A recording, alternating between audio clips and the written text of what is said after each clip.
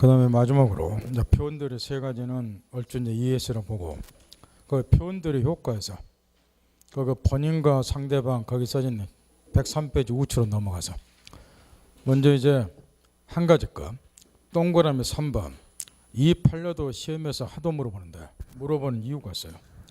지금 민법에 대한 기초 소양이 돼 있냐 그래서 이제 그 3번 판례를 표현들 효과에서 자주 물어보는데 묻는 이유는 지금 이런 거인데 지금 얘가 이제 자기의 주어진 권한을 넘어서서 자 126조 같으면 담보증한 대리권 주었다.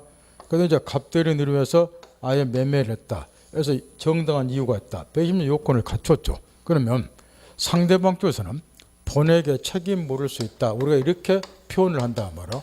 본에게 책임을 묻는다고. 근데 이 책임의 내용이 뭐냐? 이걸 지금 묻고 있단 말이야. 여기서 책임을 묻는다는 것은 이 계약에 대해서 당신이 이행을 하라. 요 이행하라는 이행 책임을 묻는 것이란 말이야. 소유권 넘겨달라고. 책임이란 용어를 썼다 그래서 손해배상 책임 묻는다는 소리가 아니라 그 말이야. 그러면 과실상계라고 하는 것은 언제 인정이 되는 민법의 기본 원리냐. 그걸 생각해 보는 거. 손해배상 책임 그러면 둘 중 하나겠죠. 불법행위 아니면은 참후 불량인데 이 불법행위에 있어서는 가해자가 참후 불량으로는 참후자가 손해배상 책임을 지는데 불법행위나 참후 불량이 또 발생이 되는 손해배상 책임을 물을 때 적용이 되는 법의 기본 원리가 과실상계예요. 갑이 을에게 교통사고 냈다. 피해자에게 총 1,000만 원 손해가 생겼다. 그럼 불법행위나 손해배상 책임은 가해자가 져야 되는데 여기에 피해자가 과실했더라. 왜? 횡단보도가 아닌 비횡단보도, 횡단보도 아닌 데서 무단 횡단을 했느냐? 과실했다. 계산해 보니까 300 정도 되더라. 그럼 상계하죠? 얼마 물어라? 700. 이게 지금 과실상계 법리라고 말이야. 따라서 과실상계 법리는 불법행위나 채무불이익 또 발생이 되는 손해배상 책임을 물을 때 적용되는 법의 기본 원리지. 이것처럼 이행 책임을 묻는 경우는 과실상계 법리는 적용이 안 되는 거예요. 이걸 이해하고 나서 묻는 판례가 동그라미 3번. 따라서 이 경우는 본에게 이행을 한 이행 책임을 묻는 것이 손해배상 책임을 묻는 것이 아니기 때문에 과실상계 법리 같은 것은 이웃적 정될 여지가 없다. 그 이야기고. 그 다음 뒤로 넘겨서 나머지 있고 다시 또 집중. 협의 무권대리. 여기 협의 무권대리도 줄거리를 먼저 정확히 깨우쳐야 되는데 협의 무권대리는 아까 얘기한 것처럼 대리인에게 외관성으로 볼 때도 대리권 있는 것처럼 외관이 전혀 나타나지 않는 경우를 협의 무권대리. 그 다음에 또 한 가지 아까 이런 말을 했어요. 표현대리가 성립이 되는 경우도 상대방의 표현대리를 주장하지 않으면 한 본인에게 책임 물을 수 없다고 그랬죠. 따라서 표현대리 요건을 갖추고 있음에도 불구하고 상대방의 표현대리를 주장하지 않으면 표현대리도 무권대리 일종이니까 협의 무권대리 취급을 해요. 따라서 여기 이제 대표적으로 협의 무권대리 사례는 이런 경우 갑이 부, 토지 소유자, 을이 자, 사업보다 쫄딱 망했다. 스토리 뻔하고 따라서 아버지에게 사업자금 요청했더니 거절당했다. 그래서 아버지의 대리인하고 사칭하고서 아버지 땅 무단으로 팔았다. 이런 게 대표적으로 협의 무권대리. 첫째, 125조 표현대리가 성립이 되려면 아버지가 상대방에게 통지해줘야죠. 내가 아들놈한테 땅판 대리권 줬으니까 당신은 우리 아들하고 매매해서 통지한 적 없으니까 125조 열외. 126조 성립되려면 자식놈의 기본 대리권 있어야죠. 전혀 없으니까 열외. 129조가 성립되려면 자식놈이 옛날에는 아버지의 대리인의 자기를 가지고 있다가 요 대리인을 당신은 대리권을 소멸해 둬야 된다. 그런 적 없으니까 129조이라. 결론. 얘한테는 외관성으로 대리권인 것처럼 전혀 나타나 보이지 아니한다. 그래서 협의 무권대리. 협의 무권대리도 거의 요즘에는 100% 사례가 나오는데 그중에 가장 모델한 사례가 이런 부자지간의 사례. 이유는 이런 협의 무권대리도 전혀 일면식도 없는 사람 사이에서는 이 무권대리 하기 어렵다는 거예요. 재산 상태를 모르니까. 우리끼리는 무권대리 하고 싶어도 못해. 나는 여러분 재산이 뭐 있는지 몰라. 뭐 알아야지 내가 묻어놓고 팔든가 말든가 할 거 아니요. 여러분도 내 재산 상태 알아요? 모르시잖아. 그 이야기야. 그러니까 일면식도 없는 애들 사는 이 무권대리 하기 어렵다고. 그래서 부자지간 이런 사례가 나오는 거예요.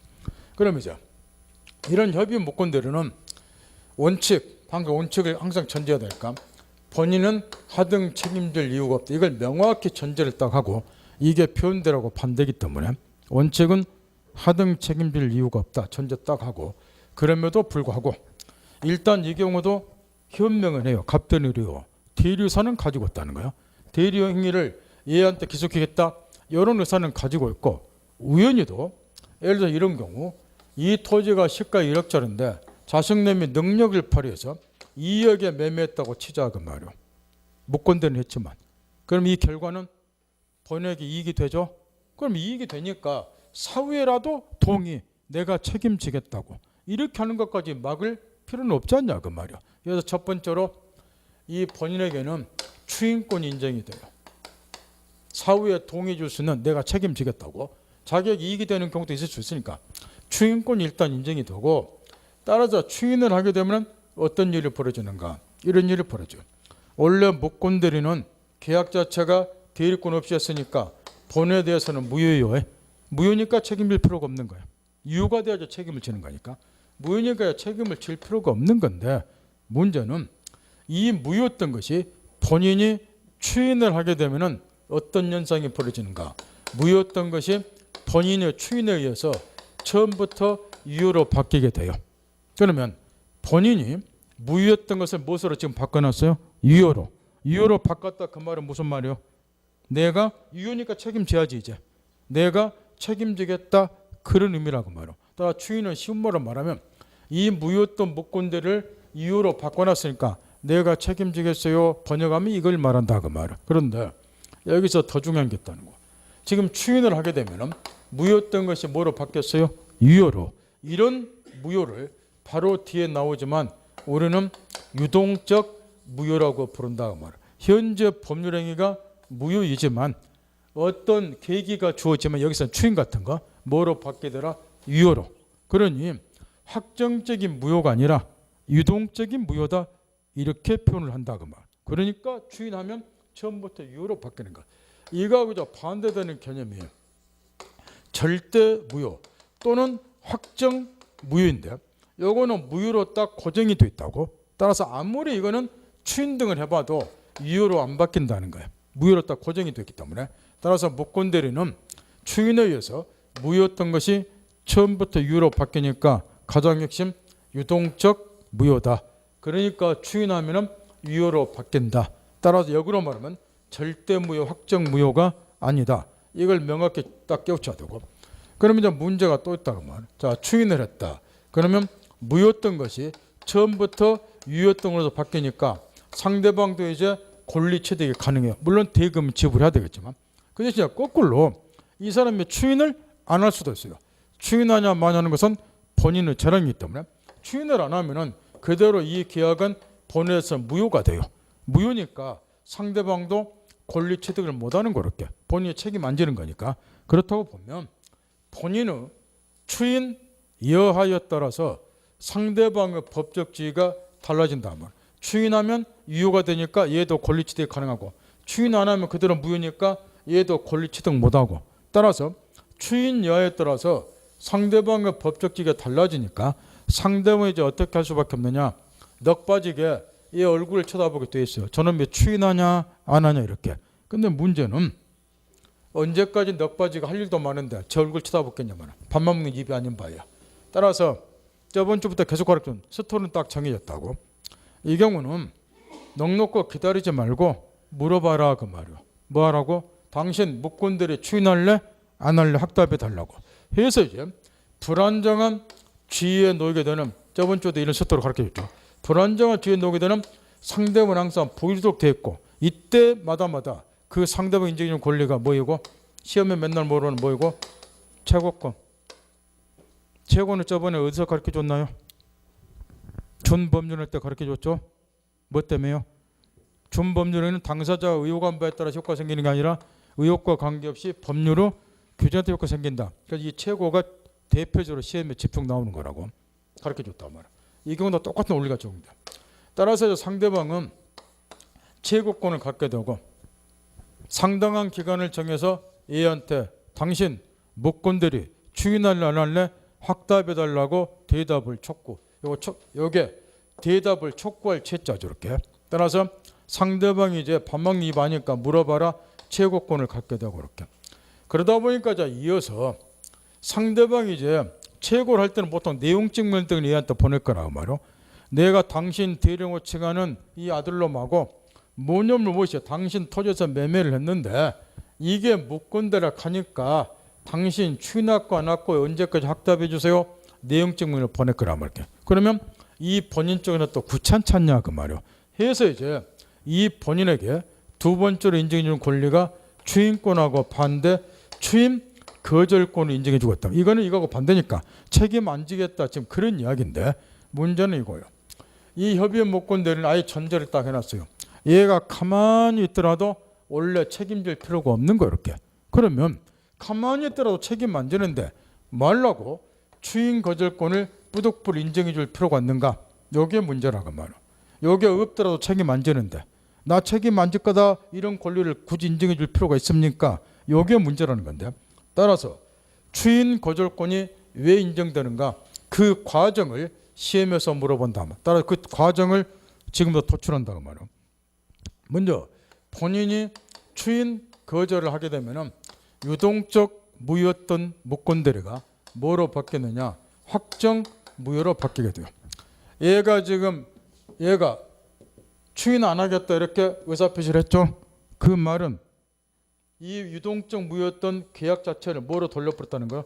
확정적으로 무효로 만들었다는 거야. 그러니까 나 뭐 안 하겠다는 거야. 무효가 되면 책임 안 지잖아. 책임 안 지겠다. 거기에 추인 거절권하고 해서 이제 유동적 무효였던 목권대리가 추인 거절에서 확정 무효로 돌아가요. 그런 다음에 이제 이런 걸 물어본다고. 사람 마음은 수시로 바뀌어요. 아들놈이 지금 내 땅을 무단으로 팔아서 열받아서 책임 안 지겠다 잽싸게 추인 거절했는데 마음이 바뀌었어요. 요즘 같은 불황에 언제 땅 파냐? 차라리 내 새끼가 매매한 것 뭐하자? 인정해 주자. 추인하자. 바뀔 수도 있어. 그러면 추인 거절한 이후에 다시 추인할 수 있는가? 이런 거 시험 내는데 이런 걸 외워서 풀려고 하면 차라리 요거 제껴 풀어야 돼. 외워서 푸는 거 아니야. 당연히 추인 못하죠. 못하는 이유가 뭐예요? 이미 무효로 확정이 됐으니까. 유동적 무효일 때 추인하는 거라고 말이야. 아까 전제도표 무효로 이미 확정이 돼버리면 아무리 이걸 두드러 깨부수려고 해도 이유를 안 바뀌는 거야. 마치 여러분이 뭐 하나 외워가지고 머릿속에 철근 컴퓨터 박아버리면 제가 아무리 그걸 깨부수고 이해시켜 주려고 해도 여러분이 안 받아들이시는 거고 똑같은 논리야. 참 희한한데 내가 이해를 못한데 그 대목인데 나 같으면 마음 탁 오픈시키고 딱 쳐다보면서 처음에는 고통스러워 이해하려고 노력해보겠지만 목사 임신 에어버리면 철근 콘크리트야. 아무리 깨도 안 바뀌어. 그래서 시간 좀 눈 보면 알아요. 선생 설명할 때 뭐하고 있느냐. 자기가 애운 거하고 똑같이 해주는 거 그것만 확인하고 있어요. 애운 거를 이렇게. 그래갖고 애운 대로 안 해주면 짜증 부리고 있어. 눈에 딱 나왔어. 짜증 그래갖고. 그거 바라보는 나도 짜증이 무지하게 나빠라. 수업하다가. 제가 이 짓을 30년 넘게 했어요. 나 첫날 그랬잖아. 여러분 눈만 보면 합격 불합격 금방 한다고. 서당교 3년이면 라면을 끓이는데 통으로 넣고 제 IQ가 121이에요. 이걸 30년 했어. 여러분 눈 보면 합격 불합격 모르겠어요? 금방 알지. 그러면 모르면 걔만 또 못하지. 유동적 무효일 때 추인하는 거예요. 따라서 이미 확정 무효가 됐기 때문에 추인이 불가능해. 따라서 내가 책임 안 지겠다 일단 악쓴 이후에는 마음 바뀌어서 책임질란데 그건 안 된다. 버스 떠나버렸어. 따라서 추인 거절하면 다시 추인할 수 없다는 거야. 그러니까 이제 이어서 본인이 추인 못하죠. 추인 못하는데 상대방이 최고할 수 있겠는가? 이제 이게 문제라고 말. 최고는 뭐 때문에요? 너 추인할래 안 할래? 확답해달라고 대답을 촉구하는 게 최고인데 본인이 애시당초 추인을 못하는 바야 최고할 필요도 없잖아요. 따라서 추인을 못하기 때문에 상대방 최고 못해요. 그럼 답 나왔다고 말이야. 본인이 추인 거절하면 결론 뭐 할 수 없다? 최고. 따라서 이제 얘가 최고를 하게 되면 내 입장은 귀찮아요. 나는 가만히 있어도 책임 안 지는데 자꾸 내용 증명 같은 날라오면 짜증이 난다고 말이야. 그럴 때는 내 쪽에서 미리 봉쇄해버란 말이야. 얘가 최고를 못하도록. 그래 인정해주는 권리가 추인 거절가. 추인 거절하면 최고 못하니까.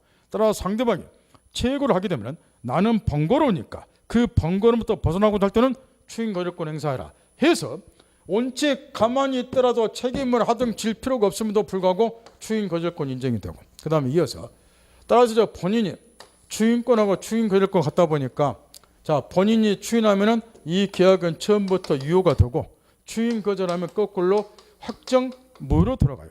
따라서 이 무권 대행위가 유효냐 무효냐 하는 것이 본인의 일방적 의사에서 좌우가 되더라고요. 그러니까 상대방이 또 불만이 생겨. 왜? 나도 계약의 당사자니까. 당사자 둘이잖아요. 당사자인데 왜? 얘 일방적 의사에서만 무권대 효과 일방적으로 좌우가 되냐? 이게 불공평 불합리하니까 상대방의 일방적 의사에 의해서도 무권대 효과를 좌우하도록 상대방에도 권리 하나를 인정해 주자. 그게 마지막 상대방 인정되는 철회권이라고 말이에요. 저번 주에 철회권 가르쳐 줬죠. 정확히 써먹어야 되죠. 이 철회를 하게 되면 어떤 일이 벌어지는가? 상대방이 철회권 행사하게 되면 유동적 무효였던 무권대리가 상대방의 철회권 행사에 의해서 확정 무효로 들어가 버려. 얘가 이제 이 계약을 뭐로 만들어 본 거예요? 무효로. 이 말을 이제 우리말로 번역하면 이런 의미가 되겠죠. 얘가 자기 일방적 의사에서 이걸 무효로 만들었으니까 상대방 입장에서는 나 얘하고 계약처는 것 똥발무쌈 치겠다. 어느 누구에게도 책임 묻지 않겠다. 요게 철회권 행사하는 거야. 지의사 합격 무효로 돌렸으니까. 그러면 이제 이런 걸 또 시험에서 물어본단 말이야.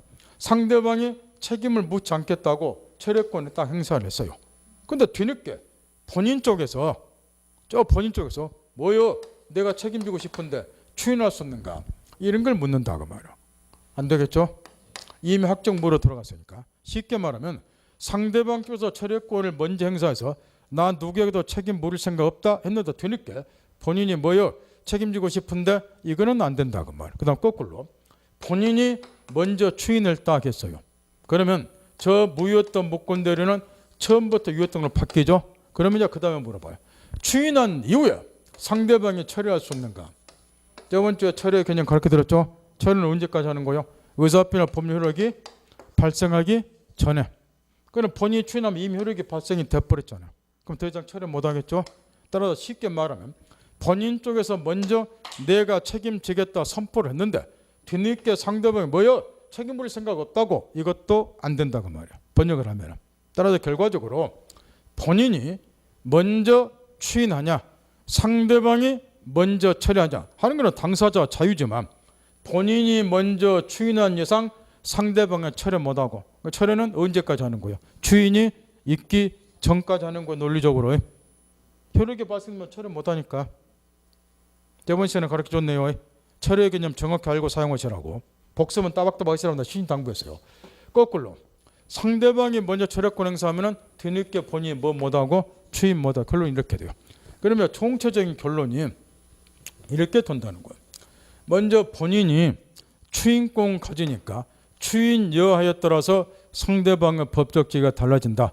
따라서 불안정한 지위에 놓게 되는 상대방을 보여주기 위해서 상대방의 최고권 인정이 된다. 이어서 상대방이 최고하면 본인은 귀찮으니까 그 번거로움부터 벗어날 수 있도록 보내기 위해서 추인 거절권 인정이 된다.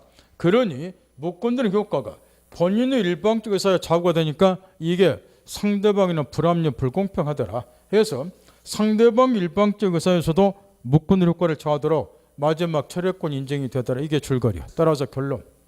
본인이 추인권 인정이 되니까 그에 대응해서 최고권이, 제후권 인정이 되니까 그에 대응해서 본인의 추인 거절권이, 인정이 되니까 그에 대응해서 철회권이. 두말할 것 없이 시험에서 압도적으로 출제된 것은 본인의 추인권. 여기 없으면 나머지 권리가 있을 수 없으니까. 상식이죠? 여기까지 이제 공부 좀 한 사람이 유출을 해요. 추인권이 제일 중요하다 이게. 요게 있어야지 나무 있게 파생이 되는 거니까. 근데 이것보다 더 중요한 거 하나 있어요. 추인권보다 더 중요한 거 그러면 이거는 또 헤매볼 때란 말이야. 권리 중에서 추인권이 압도적 출제가 돼요. 제일 중요할 수밖에 없어. 근데 추인보다 더 중요한 게 하나 있다고. 그게 뭐예요? 아까 묻지 않을게. 무권대리는 유동적 무효다. 이게 가장 핵심이고. 그러니까 본인이 뭐 하는 거야? 추인. 만약에 무권대리가 절대 무효나 확정 무효가 되면 추인 못해요. 그럼 나머지 건 나올 수가 없잖아. 따라서 가장 핵심은 무권대리는 절대 무효나 확정 무효가 아니라 유동적 무효다. 그러니까 본인이 뭐 할 수 있다? 추인할 수 있다. 이 한 줄이 핵심이야. 무권대리에서. 이해했나요? 철근 콘크리트 깨부세요. 머릿속에 외우고 있는 거예요. 이게 한 줄의 핵심이라고. 그런 다음에 처로 돌아가서 의 쭉쭉 있고 계약은 못 건드려서 동그라미 1번 유동적 무효다 가장 핵심이 우측 넘어가서 본인의 추인권 기억 의 첫 번째 두 번째 줄 불확정 행위 그 말은 유동적 무효다 그 이야기에 불확정 행위 돼서 그 행위 효과를 자기에게 직접 발생하는 목적으로 하는 의사표시다. 추인은 단독행위죠. 추인한다 그 말은 유동적 무효였던 이 계약 효과를 자기에게 뭐 하겠다? 기속시키겠다. 그런 일방적 의사표시고 그러니까 본인이 뭐 하는 것이고 책임지는 것이고 동그라미 2번 두 번째 줄 추인도 단독행위예요. 그러니까 본인이 추인권이 형성권이니까 첫 주에 가르쳐 줬잖아. 추인이 뭐이다? 단독행위. 일방적으로 의사표시하면 되고 디귿번 추인의 상대방 다시 집중하세요. 여기 이제 협의원 목권들은 요즘에 거의 100% 사례가 나오는데 사례 문제 풀 때 꼭 주의할 게 하나가 있어요. 먼저 추인의 상대방과 관련해서 추인은 누구한테 하느냐. 자 여기 목권들에게 추인에도 상관이 없고 목권들과 직접 거래한 상대방의 추인에도 상관이 없고 얘가 다시 양도를 했을 때 승계인 얘한테 추인에도 상관이 없어요. 일단 팔렸다 물어보니까 정했다고 아무한테나 추인에도 상관이 없어요. 다시 양도받은 특정 승계인 문제는 이거예요. 사례 문제 볼 때 항상 조심해야 될 것이 이 상대방의 추인한 경우는 함정을 안 내요. 무슨 소리냐면 조금 전에 이걸 가르쳐 줬어요. 본인의 추인이 있기 전까지만 처리한다고 그랬죠. 그러면 상대방의 본인이 먼저 추인했어요. 그럼 상대방은 더 이상 처리할 수 없다. 정답이라고. 그런데 문제는 뭐냐 그러면 추인을 병 말고 얘한테 한 경우 목권들한테 이게 문제라. 이게 함정으로 많이 나온다고. 얘한테 추인을 했어요. 그러면 상대방 입장에서는 추인의 사실을 모를 수가 있겠죠. 얘한테 추인했으니까. 그러면 상대방의 추인의 사실을 모르고 있는 경우는 법규에 이렇게 되어 있어요. 본인은 추인의 효과를 상대방에 대해서는 주장할 수 없다. 이렇게. 그러면 추인의 효과가 뭐냐? 자, 본인이 추인했다. 그럼 무효였던 목권들은 처음부터 유효로 바뀌는 이게 추인의 효과예요. 그러니까 더 이상 상대방은 뭐 할 수 없다? 처리할 수 없다. 이 이야기인데 그 분명히 추인을 했어요. 얘한테. 근데 상대방이 그 사실을 모르고 있다 보니까 추인의 효과를 상대방의 주장을 뭐하니까 결론적으로 이 목권들은 여전히 상대방에 대한 관계에서는 유효가 아니라 무효라는 거예요. 이렇게. 그러니 여전히 상대방은 뭐 할 수 있다는 거? 처리할 수 있다 그 말. 그러니 이 의뢰에게 추인한 경우에는 상대방이 여전히 뭐 할 수도 있다? 처리할 수 있다는 거. 얘한테 추인하면 그때는 처리할 수가 없고 그래서 누구한테 추인했는가를 꼭 확인하는 거 말이야. 그 함정을 많이 넣기 때문에. 따라서 거기 디귿번에 디귿번 세 번째 줄 보세요.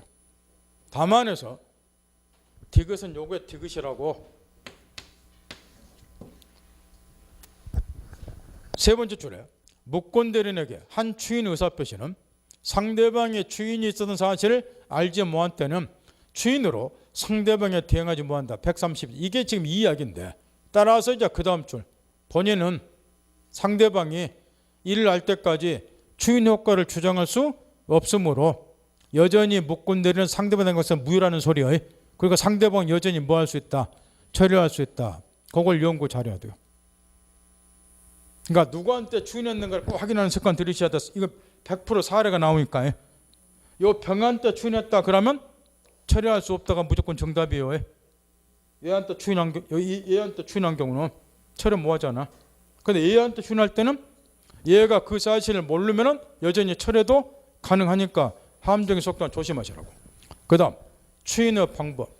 명시적으로 하든 묵시적으로 하든 상관이 없는데 밑으로 내려가서 판례 색칠한 부분 있죠. 추인 인정에서 동그라미 1번 보세요. 이런 게 사례 나왔을 때 풀 줄만 하시면 돼. 목권대로부터 매매대금의 전분의 일부를 본인이 수령했다. 7번의 사례 같으면 얘가 명시적으로 추인 의사표를 한 적은 없어요. 얘가. 그런데 얘가 얘한테 매매대금을 지급을 했더니 이 목권대로부터 얘가 매매대금의 전부 돈 일부를 얘가 수령을 했다는 거야. 수령했다 그 말은 무슨 말일까요? 이 매매를 뭐할 의사가 있으니까 추인할 의사가 있으니까 이자로부터 매매대금 수령했겠죠. 그럼 이런 게 뭐에 해당이 된다는 거야? 묵시적 추인에. 그럼 이런 거는 묵시적 추인이다 전제하고 사례 문제 푸시라 그 말이야. 영파겠나요? 그 다음 거꾸로 추인 불인정에서 동그라미 2번, 1번은 시험하고 상관없고 2번 본인이 그러나 무권대령을 했다는 것을 알았음에도 불구하고 이의 제기를 하지 않았다고 말이야. 상당 기간 방치를 했다는 거야.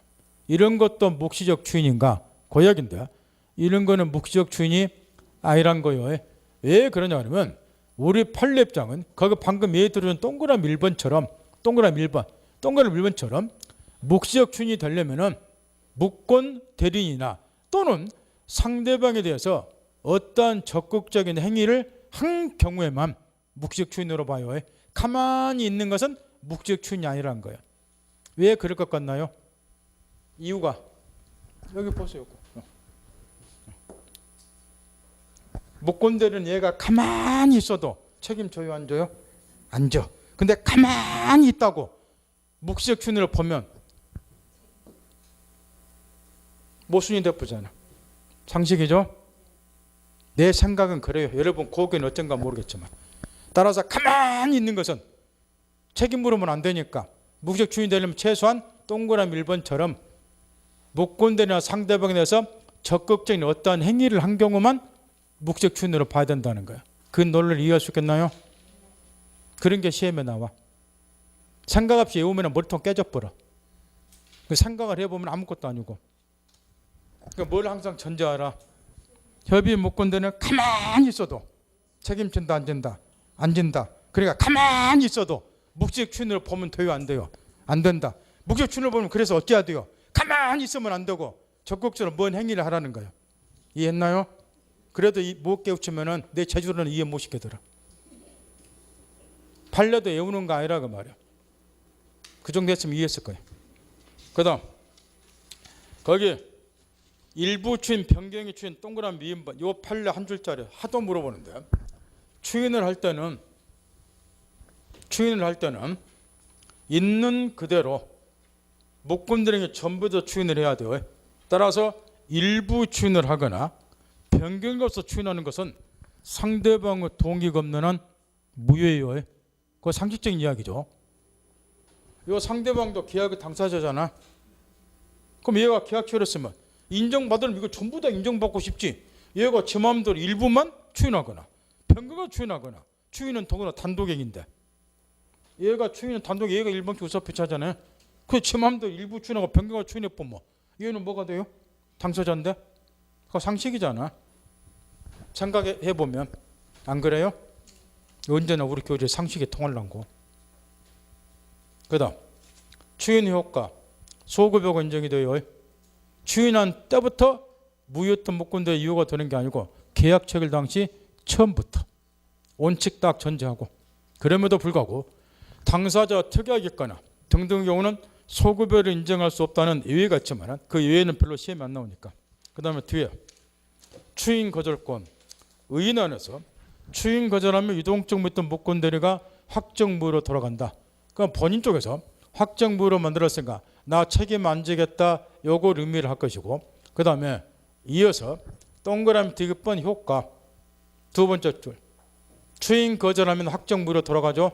따라서 본인은 다시 추인할 수 있고 없고 외우지 마세요. 외우면은 공부가 돼버려. 추인할 수 없고 따라 상대방도 뭐 못한다. 더 이상 최고 못하는 거예요. 물론 철회도 할 수가 없고 정리 딱 하고 그 다음에 추인 거절에서 압도적으로 12번 시험에 지겹도록 출제된 것이 그 무권대리 상속 문제인데 특히 그 밑에 색칠한 판례 있죠. 10줄짜리 그 94년 9월 24일 판례 여기 한 10번 나왔다고 시험에. 하도 물어보는데 지겹도록 물론 지겹도록 틀린 사람도 있겠지만 내용은 이런 거예요. 그 위에 기억본에다가 동그라미 기억본에다가 밑에 판례 10줄짜리 압축시켜 놨는데 그 기억본 읽지 말고 밑에 판례 원본을 읽어요. 한 10번 나온 거니까 구절구절 나온 거니까 잠깐 칠판을 보자면 그 판례 내용이 이런 거예요. 지금 이게 부이고 토지의 소유자예요. 요 우리 자식놈이고 이렇게 부자지간이라 이런 경우에 이제 무권대리가 말 행위다 보니 이게 상속 문제가 또 개입이 돼요. 상속 문제가 상속 문제가 이제 기입되는 무슨 이야기냐? 자식놈이 아버지 들여 사칭하고서 무단으로 아버지 토지를 매매를 했다는 그렇게 매매를. 그러면 아버지 생각을 해보라는 거예요.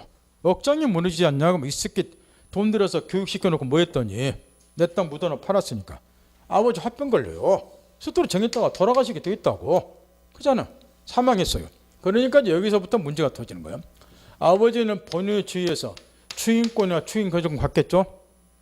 근데 아버지가 사망을 하게 되면 일단 아버지가 가진 추인 거주권이 이 자식놈, 자 이거를 이의신청 못하도록 하기 위해서 여기다가 단독 상속, 이렇게 보통 사례 문제 낼 때 못질을 해놔요. 그러면 얘가 이제 유일한 상속인다 그 이야기요. 그러면 얘한테 이 권리들이 다 생기되는 거예요. 그러면 본인으로부터 생겨받은 추인권 행사하는 거는 시험에 낼 일이 없어. 책임지는 거니까. 근데 추인 거절권도 있잖아요. 이렇게. 그러면 이 아버지가 돌아가시니까 자식놈이 유일한 상속인 본인의 주위에서 추인 거절권 행사할 수 있는 거, 일단 이렇게도 시험에서 물어보는데 책임 안 지겠다고? 그러면 자기가 목권들을 해놓고 아버지가 억장으로 돌아가셨다? 그 아버지가 본인에서 가지고 있는 이 권리가 승계되니까 목권들이란 이 자석이 책임 안 지겠다고 추인 거절권 행사하게 되면 신의책에 반한다. 따라서 추인 거절권 행사를 뭐 한다. 이렇게도 물어보고 이 판례 압축시켜서 그 다음에 판례 내용 그대로 이 판례 사건은 이 동일한 사안에서 자 아버지가 이제 사망했어요. 이렇게. 근데 문제는 자식놈이 이제 등기 서류까지 구비를 해서 얘한테 토지다 등기에 다 넘겨줬다. 이렇게. 그랬을 경우에 아버지가 지금 그러더라도 목권들은 무효예요. 이 등기는 온유 무효고 얘는 이제 소유자 아니에요. 등기에 넘겨받다 하더라도 목권들이 했으니까. 근데 이 상태에서 아버지가 돌아가셨어요. 그러면 아버지 토지는 누구한테 상속이 돼요? 자식놈한테. 토지가 상속이 된 게 이번엔 토지에 대한 소유권이 상속이 됐어. 이렇게. 그러면 원래 얘가 목권들을 했기 때문에 뒤에 나오지만 135조에서 얘는 얘한테 소유권을 이전할 의무가 있는 자예요. 근데 아버지가 돌아가셔서 아버지 땅을 상속받다 보니까 마음이 바뀐 거예요. 이 땅은 내 땅이다 해서 내 땅이니까 등기 마소해달라. 얘한테 마소 등기 청구할 수 있겠냐 그 말이게. 원래 얘는 목권들을 했더라도 소유권 이전 의무가 있잖아요. 근데 이제 상속을 받았으니까 소유권 이전 의무를 이행할 수 있는 주에 놓여 있는데 얘가 책임 안 지겠다고 이 땅은 내 땅이라고 지가 목권들 해놓고 내 땅이라고 상속받았으니까 등기를 마소 등기 청구하는 것도 뭐에 반한다는 거예요? 신의책에. 근데 여기까지 하도 물어보다가 거기 판례 마지막 줄 봐보세요. 그냥 물어보다가 그것까지 물어봤네. 마지막 구절. 등기 말소를 청구하거나 그 다음 줄 부동산의 점유로나 부당이득금의 반환을 구하는 것도 금반 원칙이나 신의책에 반해 성될 수 없다. 마지막 구절. 점유로나 부당이득 반환 청구할 수 있는가? 이것까지도 물어봤는데 이제 안 되니까 등기는 말소 못 시킨다는 거예요. 지가 땅을 상속받다 하더라도 등기 의무가 있기 때문에. 그런데 그러니까 이제 얘가 또 뭔 짓을 했느냐. 얘가 토지를 점유해서 뭐 하는 것은 사용하는 것은 원래 목권들은 무효고 소유자가 아닌 상태에서 점유 사용했으니까 부당이득 취했다. 그러니까 점유로는 부당이득 반환 청구할 수 있는가? 이걸 또 묻겠는데 이것도 안 된다 그 말이게. 따라서 추인 거절권 행사하는 것도 신의책에 반하고 얘한테 내 땅이다 소유권에서 마소 등기 청구하는 것도 신의책에 반하고 얘가 내 땅을 부당하게 점유해서 이득 취했으니까 부당이득 돌려달라 청구하는 것도 신의책에 반하고 일치 안 되는 거예요. 그래서 이게 이제 간답시로 묻다가 독자적인 사례 문제로 물어보다가 지겹도록 출제가 되고 있단 말이에요. 추인 거절에서는 거기 앞으로 출제가 돼. 그 다음 상대방 관련해서 우측의 최고권 동그라미 기억번 번역기자 추인 여부에서 확답해달라고 대답을 촉구하는 게 최고. 이때 또 똑같은 얘기야. 저번 주 가르쳐준 거. 얘가 저 최고를 딱 얘한테 했어. 이렇게. 그러면 둘로 나누어서 본인이 확답하는 경우도 있지만 확답에 될 의무는 없어요. 따라서 침묵을 지켜도 상관이 없다고. 근데 확답한 거는 시험에 낼 일 없다고 그랬죠. 추인하겠다 그러면 추인 효과 생겨. 추인 안 하겠다 그러면 그 반대 효과 생기고. 이거는 시험에 낼 일 없고 확답하지 아니한 경우를 대비해서 확답에 될 의무는 없으니까 법에다 꼭 규정을 해놨어요. 침묵 지킨 경우는 어떻게 처리할 것인가. 이게 최고 의견은 꼭 법에 나와 있잖아. 그럼 이 경우는 상처 생각하면서 또 여기 나와 있어. 협의 목권들은 원칙 얘가 가만히 있더라도 책임질 필요가 없다. 이거 꼭 전제하셔야 돼. 이 말의 의미를 의미심장에 받아들여진다고. 가만히 있어도 책임질 필요가 없어요. 얘는. 근데 최고했다. 추인할 안 할 확답하더라고. 근데 또 가만히 있었다고? 책임 물으면 돼야 안 돼요? 안 된다고. 따라서 확답을 바라지 아니한 경우는 책임 물으면 안 되니까 추인을 거절한 것으로 본다. 그래 이치가 맞죠. 따라서 가만히 있더라도 확답 안 하더라도 책임질 필요는 없죠. 요거 항상 전제하셔야 된다고. 가만히 있어도 책임질 필요 없다. 이 말을 의미심장에 받아들여야 된다고. 따라서 거기 131조 확답을 바라지 않는 경우는 추인의 거절있는 걸 본다. 확인했죠? 그 다음에 또 한 가지. 저번 주에 우리가 상대방 요사표시는 상대방의 도달이 여러 개 생긴다. 도달주의를 배웠죠.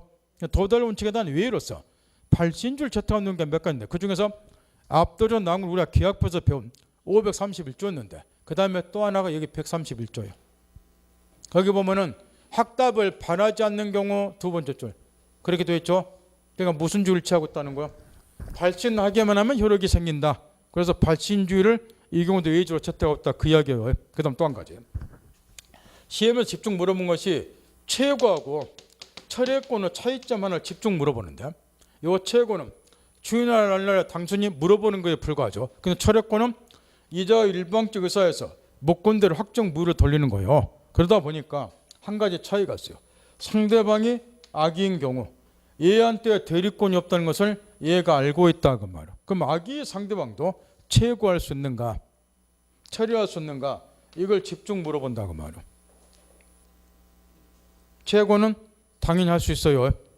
뭐 하는 거니까 단순히 얘한테 의견을 물어보자. 당신 추인할래 안 하니까 물어보는 거니까. 대리권 없다는 걸 알고 있더라도 물어볼 수 있어. 그러나 철회는 안 되는 거예요. 왜냐? 상식적인 이야기야.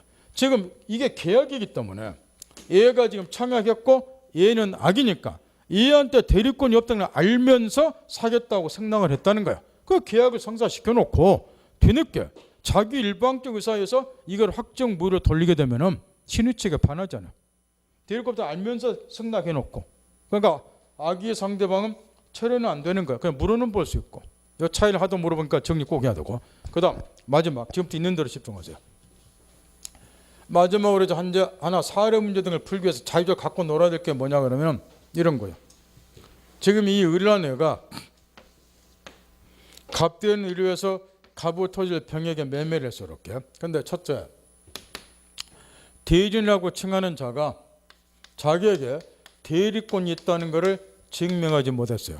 그럼 이게 묵건들이다 그 이야기했죠. 그럼 묵건들이 되면 얘한테 책임 물을 수 있는가 이걸 검토를 해야죠. 순서대로. 그럼 번역에 책임 물으려면 표현대리가 성립돼야죠. 근데 표현대리가 성립이 안 됐어요. 그럼 협의의 묵건들이라는 소리죠. 협의의 묵건들의 경우에 본인이 추인하면 또 본인이 책임지겠죠. 근데 본인이 추인한 적이 없어요. 그러면 결론 이 묵건들에 있어서 본인은 책임에서 완전히 벗어났다 그 이야기죠. 표현대리도 성립이 안 되고 추인도 한 바가 없으니까. 그 다음에 3단계 상대방이 만약에 철회권을 행사를 하게 되면 확정무효로 얘가 돌렸으니까 어느 누구도 책임 묻지 않겠다 그 의미죠. 근데 상대방이 철회권을 행사한 적이 없어요. 이 말은 거꾸로 나는 악착같이 지구 끌어다 쫓아가서 누구인가 책임을 묻겠다 그런 의미겠죠. 철회권 행사 안 했다는 소리는. 여기까지 알아듣나요? 그러면 결론 이런 경우에 상대방은 이 목권들에서 누구한테 책임 물어야 될까요? 고르세요. 답 나왔잖아요. A한테밖에 없잖아요. 이렇게. 목권에서 A한테는 책임 물을 수 없으니까. 이해했나요? 이거 외우는 거 스스로 만들어야 돼 이렇게. 따라서 이런 경우는 얘가 A한테 정치적 책임을 물어야 되는데 이게 이제 목권들이 상대방의 책임을 지게 한 기본 요건들이 이렇게. 이런 경우는 이제 얘가 책임을 진다 그 이야기야. 처로 돌아서 목권들의 상대방에 대한 책임. 의인 안에서 동그라미 니은번. 이 목권들의 상대방 책임은 자주 물어봐요. 이것도 전형적인 무과실 책임이라는 거. 그 밑에 바로 색칠한 판례 있죠. 이 판례가 그 무과실 책임이다. 그에 관한 판례고. 뒤에 요건에서 얘도 이 부분을 순서대로 좀 써놨는데 어떤 책을 막 개판으로 막 써놨는데 기억. 목권대리는 대리권의 생명을 증명할 수 없다. 목권대리다 그 이야기죠. 본인의 추인이 있거나 또는 표현들이가 성립되는 등 본인에게 책임을 물리는 사정이 없어야 된다. 그럼 본인 책임을 벗었다 그 이야기죠. 동그란 니은번 상대방은 철회권을 행사하고 있지 않아야 된다. 책임을 묻겠다 그 이야기죠. 누구한테 책임 묻냐? 목권대리한테. 요때 디귿 이런 요건을 갖추면 얘한테 책임을 묻는다. 이때도 상대방은 선임 무과실해야 돼요. 얘한테 대리권 없다는 것을 모르고 있고 모른 데서 과실이 없어야지 얘한테 책임 묻는 거예요. 선임 무과실 것. 그 밑에 디귿번. 그 다음 니을. 여기 목권대리인도 대리인은 목권대리한다. 제한 능력자도 아까 117조에서 대리인 될 수 있다 앞에 나왔죠. 그러니까 제한 능력자가 목권대리를 할 수도 있을 거라고 말이야. 그러면 이런 제한 능력자가 목권대리 한 경우도 제한 능력자의 목권대리에게 책임 물을 수 있는 게 이야기인데 앞에서 이미 전제를 다 해줬어요.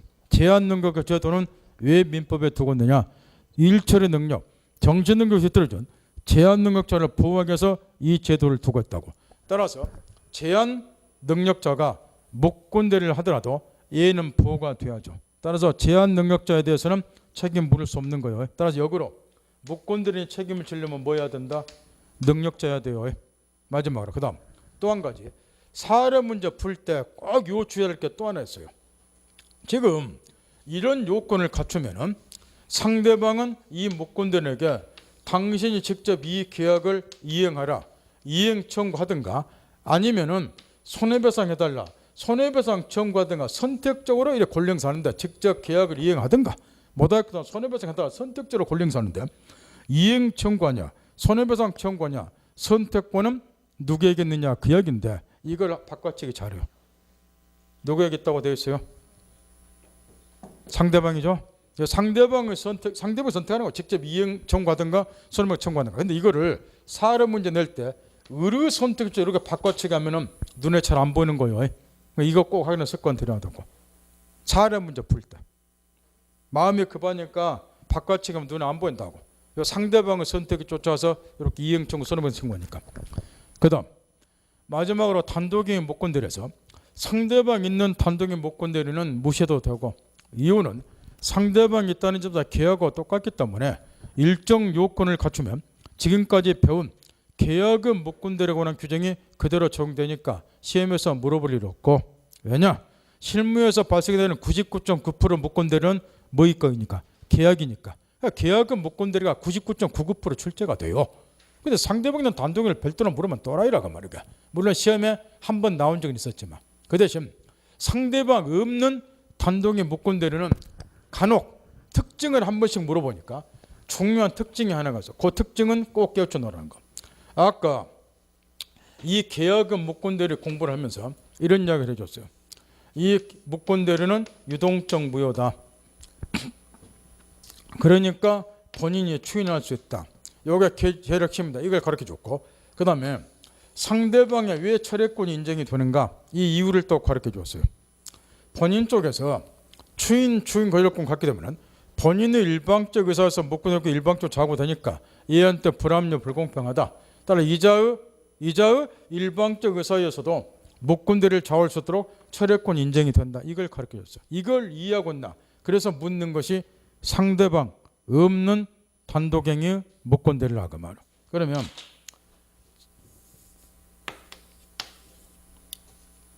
이 갑이 아버지가 이제 부가 A가 있는데 갑이 상속인이에요. 여기 을란에도 상속인이고 공동 상속인인데 얘가 A한테 형님 동생 A한테 네가 상속을 포기해라. 아버지 금을 한 챘는가 큰형이 내가 다 가지면 안 되겠냐. 근데 얘가 포기 안 하겠죠. 그죠? 그러니까 이제 이 형님이 뭘 했느냐. 대리권도 없이 무단으로 동생의 상속권을 포기하겠다는 목권대리를 했다고 말이야. 이런 상속의 포기는 상대방 없죠. 상대방 없는 단독행위라고 말이야. 따라서 이런 게 이제 대표적으로 상대방 없는 단독의 목권대리인데 동생의 상속권을 얘가 형님이 지 마음대로 포기를 했다고 말이야. 대리인으로서. 그럼 지가 혼자 독차지할 수 있으니까. 명확하겠나요? 문제는 이런 상속의 포기는 상대방이 없어요. 그럼 상대방 쪽에서 처리한다는 게 있을 수가 없죠. 그럼에도 불구하고 본인 쪽에 추인권 등을 인정해 줄 수가 있는가? 이걸 지금 묻고 있는데 아까 이런 이야기를 했어요. 추인권 등 인정이 되니까 그에 대응해서 얘한테 체류권이 인정되는 거라고. 균형을 맞추기 위해서. 그러면 상대방이 없기 때문에 상대방 쪽으로 체류를 할 수가 없음에도 불구하고 본인 쪽으로 추인권 등을 인정해 주면 불합리한 결과가 그대로 남는다고. 그럼 이 경우는 본인이 추인을 못하도록 만들어야지 균형이 맞는 거예요. 근데 왜 추인하느냐? 목권 대리가 유동적 무효니까. 그러면 추인 못하도록 만들려면 유동적 무효가 아니라 뭐로 만들어 버리면 돼요? 절대 무효나 확정 무효로. 따라 결론. 상대방 없는 단독행위 목권 대리는 유동적 무효가 아니라 무슨 무효다? 절대 무효. 따라서 본인이 뭐 할 수 없다? 추인할 수 없다. 이걸 시험에서 물어봐요. 따라 정리정돈. 일반적으로 목권 대리는 유동적 무효다. 따라서 본인이 추인할 수 있지만 외가 하나가 있다. 그게 뭐이다? 상대방 없는 단독행위 목권 대리다. 이거는 절대 무효이기 때문에 본인이 추인할 수 없다. 이렇게 줄기 딱 잡으라고 말이야. 이해했나요? 마지막 수업이니까 딱 5분만 쉬고 들어오셔야 돼요. 5분만.